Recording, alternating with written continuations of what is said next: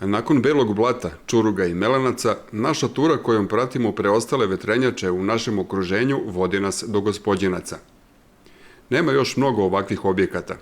Od nekadašnje 282 u Vojvodini ostalo ih je još 11. Nijedna nije u funkciji. Neke sa boljom srećom su ugostiteljski objekti. Neke, kao ona u Čurugu, imaju potpuno očuvan mehanizam i ponekad turisti sa boljom srećom je i obiđu iznutra. Melenačka, iako s polja izgleda u redu, iznutra samo što se ne stropošta.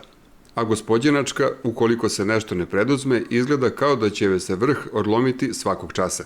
Nekada dominantan objekat na ulazu u ovo slikovito mesto danas je neprimetan zbog gustog rastinja, a do njega se stiže zapuštenim prašnjevim putem. I ja se čudim zašto to ne služi baš ovim našim što su ovako zapustili ovu vetrenjaču. Da li je Čurug prilično to drži dobro.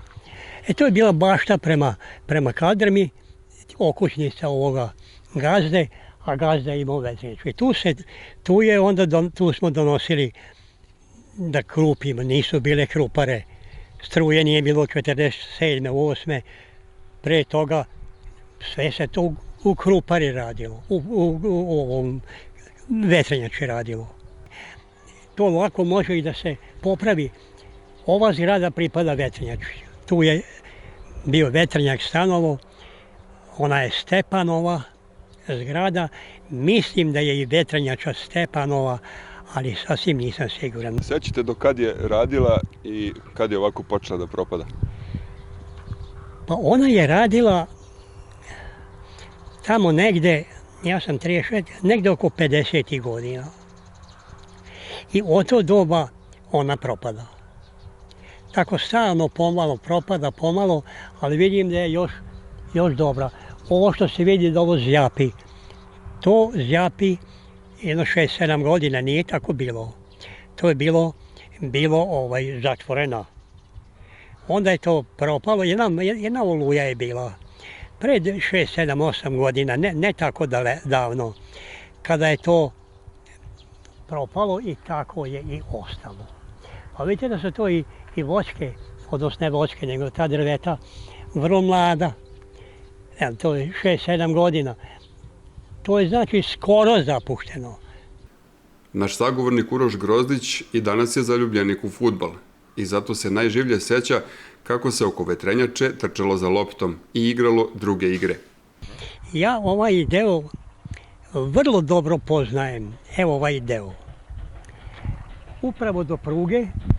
Kod pruge je moj otac ima zemlju. Nije to samo jutro, bilo je 20 jutara. I mi smo preko tih jamurača išli na njivu. Zato ja ovaj deo znam. Sem toga, ovde je bilo fudbalsko igralište dečije. A ja sam fudbal igrao od kako znam za sebe. I ja sam tu igrao mnogo puta fudbal. Protiv Čuružana najviše. Tim oni dođu, igramo sa Žabačanima teže i ređe. A Čuružani često to i pominju kako su oni nekad preko bare, preko vatara, evo i da igraju fudbal. Tako je nekad bilo. Bilo je nekada da se ovde, baš ovde, taj se čovjek zvao Dobanovački ili Šacin Mile. On je od mene stariji 6-7 godina, znači njemu je blizu, sad bi bilo 94-5, nije više živ. On mi je pričao, toliko je voleo fudbal, imali su salaš na Dolmi, na Tisinoj Dolmi u Ritu. On pretrči tu stazu do ovde da igra fudbal. I kad završe, bude to 10 sati, uveče mesečina oni igraju, on trčećim korakom nazad na salaš. Tokom naše ture obišli smo i mesta gde su vetrenjače nekada postojale, a živi svedoci pričali su nam svoja sećanja. Tako je bilo i u Đurđevu, Bočaru ili Tarašu. Postoje naznake da za vetrenjaču u Gospođincima ima zainteresovan investitor koji bi zaustavio njeno propadanje.